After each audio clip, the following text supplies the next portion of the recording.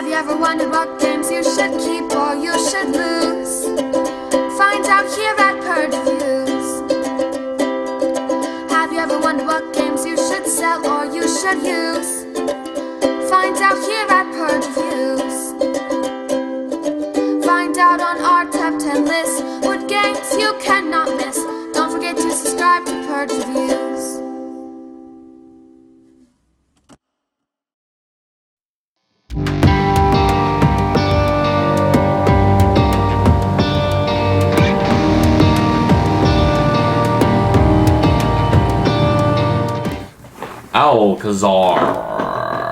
Alcazar gets a smiling Renaissance preppy musketeer looking guy offering me coins that he never delivers on.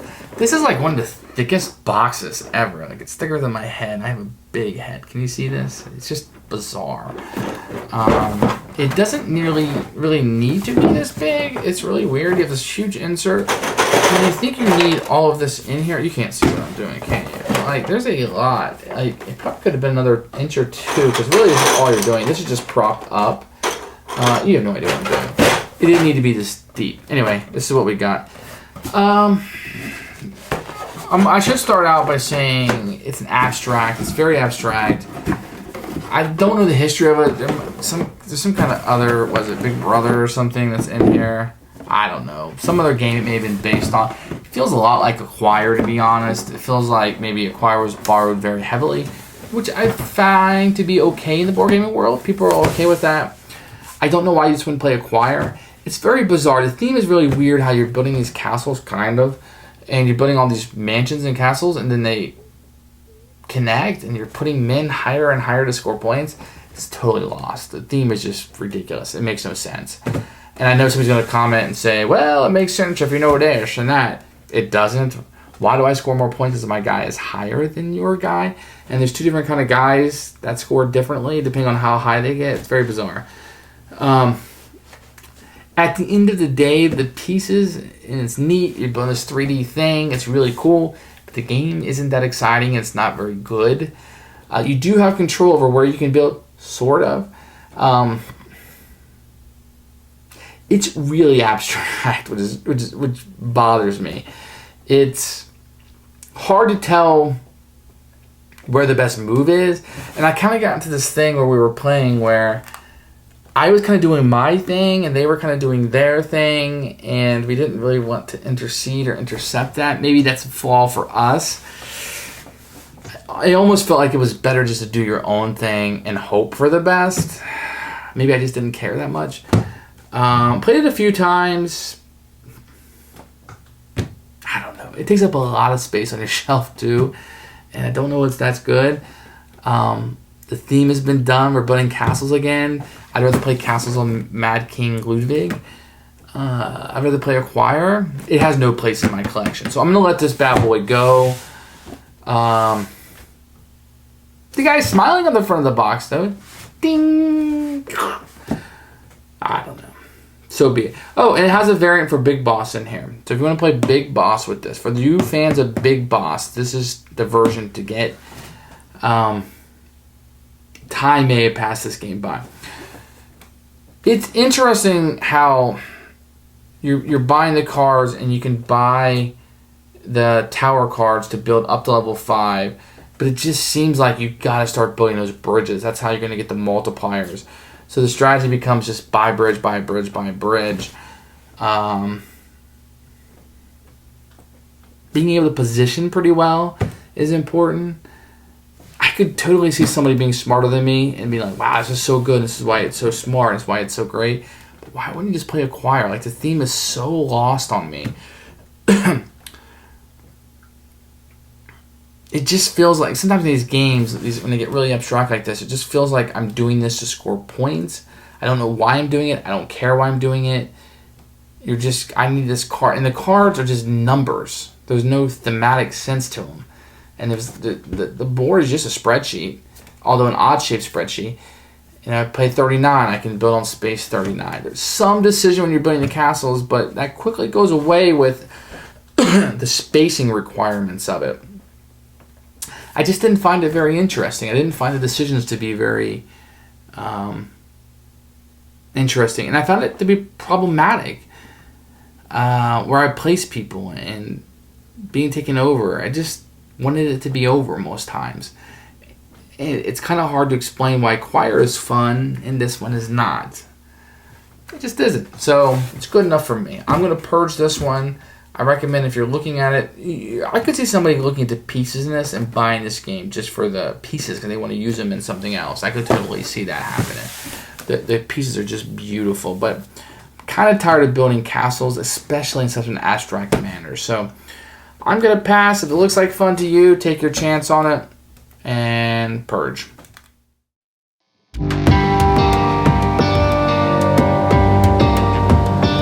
Here we have the box for Alcazar. You get a Renaissance man on the front, and you get a very thick box. This, at least my version, comes in a non-English format. I had to print rules off the internet, so these are the rules that were printed for me. So it doesn't come with English rules. You're going to get a game board, which I'll show you in a second. And you're going to get a bunch of these unpainted plastic pieces. For the most part, you're going to get these little, highly detailed pieces that are really cool. You can put flags in them, which is neat. And then the other one you're going to get is what I call, or the rule book calls the bridge. And these are highly detailed and cool. You might want this game just for these pieces if you have a use for them. They're incredible. You might want to paint them up. You're going to get a number of nobles and 5 different colors. And these are going to come in a couple different sizes. I think they're all pretty much the same except for the size. So I think there's 2 big ones and then 6 small ones in each color. They're pretty detailed. They're just kind of generic. You can see these are the same, just somebody holding a book. Then you're going to get a number of flags and little tiles. This will go into, let me show you, it goes in here to hold the flag up when you're playing. And then this will be a token that will go on the scoring. And there's one that matches each flag. Money is represented like this with these little tiles. The same man from the front of the box on each denomination. You can get a number of these. You can see the insert is rather useful. Then you get a number of cards. You're going to get a bunch of tower cards like this, and they're all the same. There's no difference. Then you're going to get a bunch of cards like this with the back with just different numbers on them. Very generic. These are smaller cards. They're pretty good. They're probably what you're used to with Euro games and whatnot.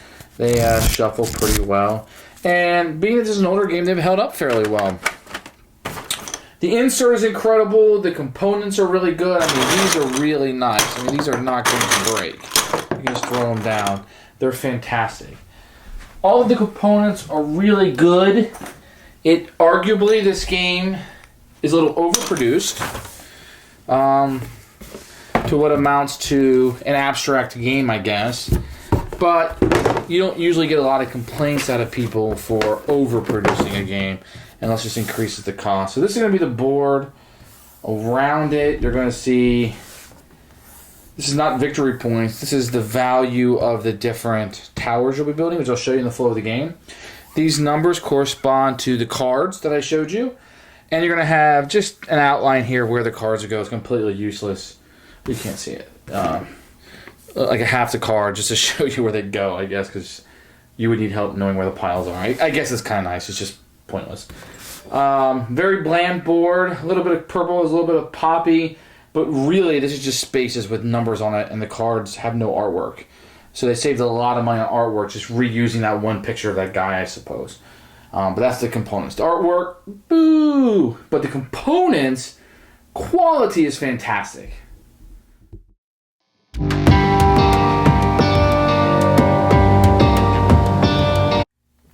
The rules for this one is written pretty straightforward. It's a classic score points in an abstract manner. If you can wrap your mind around the abstractness, you're going to understand the point system.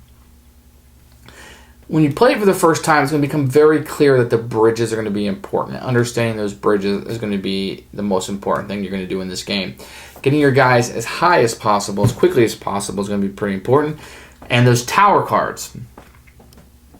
Those tower cards are going to become very important in this game. And generating more and more money to buy those cards and to build those bridges will be the strategy you want to go to. And it may be a little more linear than I wanted it to be. It's an abstract game, so it's okay.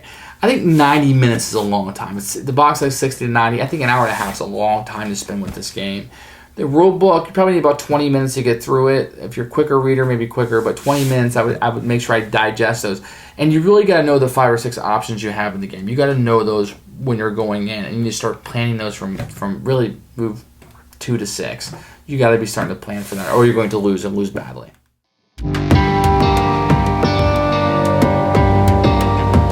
To show you really simply how this game works. It is not necessarily the most straightforward of games. I found the rules very difficult to understand, but at the end of the day, this is just an abstract game. I think from what I can read online, it used to be something different, but let me show you what you can do. So you're going to have a pile of what's called tower cards. And you're going to have these numbers. And you're going to have 6 of these face up across the top of the board here. Now I'm just going to put a couple out for time purposes. And I think you'll get the point. So can you see those up there? Okay. And they'll be, well heck, I'll just put them all out. And these will be here and the rest will be face down. So on your turn, you can take one of 2 actions. You can either build or buy, basically. So if you wanted to buy, let me kind of go up here and just kind of show you what's going on here. So if you wanted to buy the tower card, that costs $10. Any one of these face-up cards is $5, or you can take one from the top of the deck, okay? So that's an action you do. And the numbers on here are going to correspond to the numbers that you're going to see on the board. So there's always going to be 6 face up and then the tower cards. So $10 for a tower and 5 for those. That's fairly straightforward. And what else you can do is you can build. So you can build, let me just show like a mansion. A mansion is just one of these. So what you would do if you had this card in your hand, you would play 21, you would find 21, and you would place that down. That is worth $1. You would receive $1 for playing this. Anytime you build, it's a little counterintuitive. You don't pay to build, you receive money. Okay. If you wanted to, you could put either one of your nobles or one of your grandes, I think they're called, on top of it. The nobles always the value of that building, which a mansion is just 1, and a grande is 2. Double the amount, so that's 1, it would be 2. So I could pay the $1 I earned and put him there. That's how you build a mansion. The second thing you do is you could build a castle. So let's say instead I had this 24 in my hand and I want to play this. Now when you play a card, it comes out of the game. You would build a castle. So when you build a castle, you will take 4 of these individual pieces and you will double up on the card you played, which was 24. Now the other 2 I can put on either side like this. I could put it like this,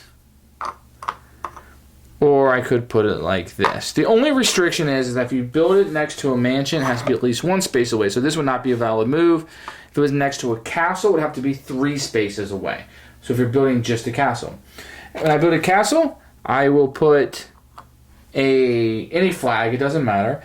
And then I would take the matching token, and I'm going to place that on the score here, the value of that property. And the bottom row, the first row is always 1, so 1, 2, 3.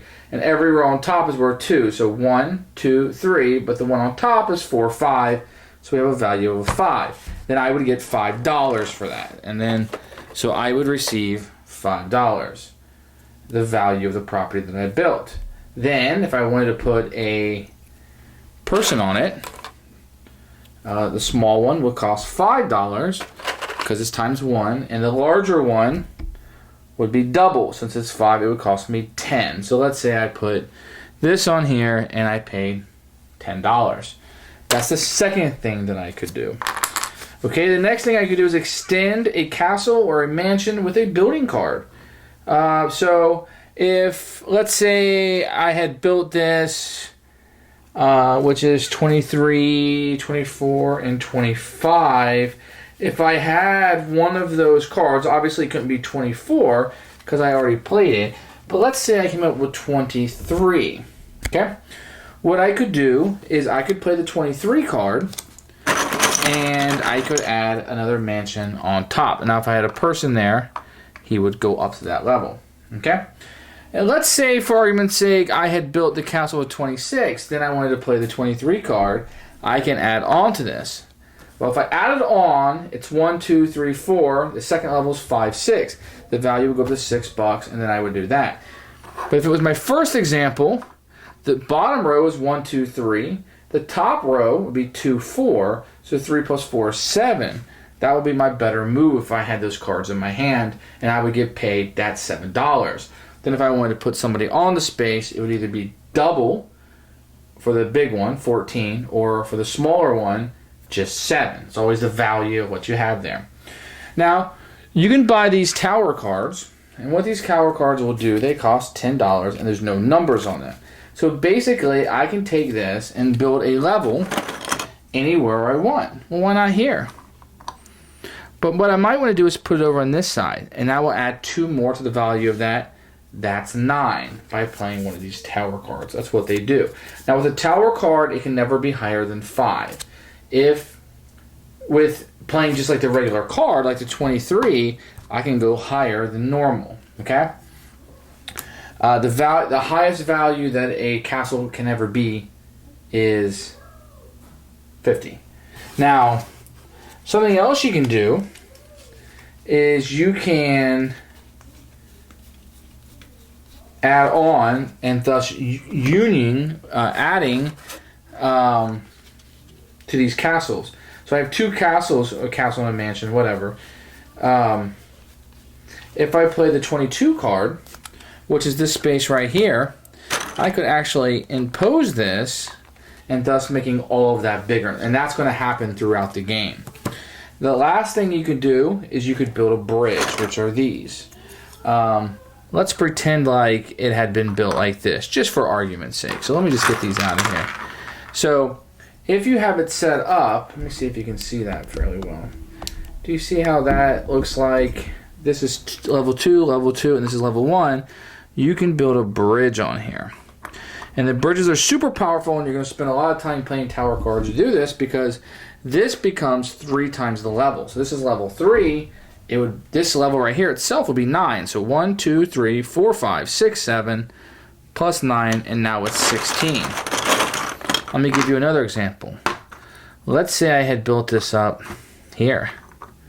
So you got the bottom level, 1, 2, 3, 4, 5, 6, 7, 8, 9, 10, 11, and then this level 4 times 3 is 12. So now that's 23 points. So the bridges can exponentially make it a much more valuable proposition.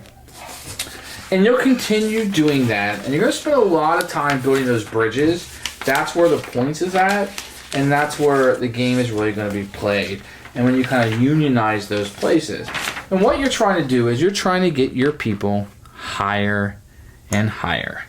You want your people. I don't know why. Thematically, it doesn't make sense. This is just an abstract game. Because at the end of the game, you're going to score points. A grande, the big guy, will always score twice the amount of points of the level. So if this guy's on level 4, he would score 8 points.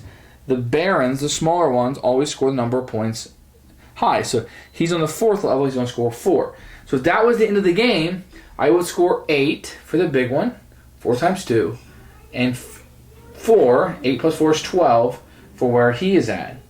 And for every $50, I get another victory point. So really, there's some luck to getting the right cards, and you need the right cards, and I guess they're available. You can only buy 1 per turn.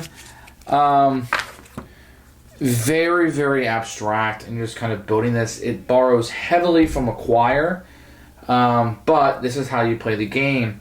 And the rule book, there's no official English rule book that I know of, but the rules My print did a fairly good job. It's just a very difficult game to kind of grasp, if you will.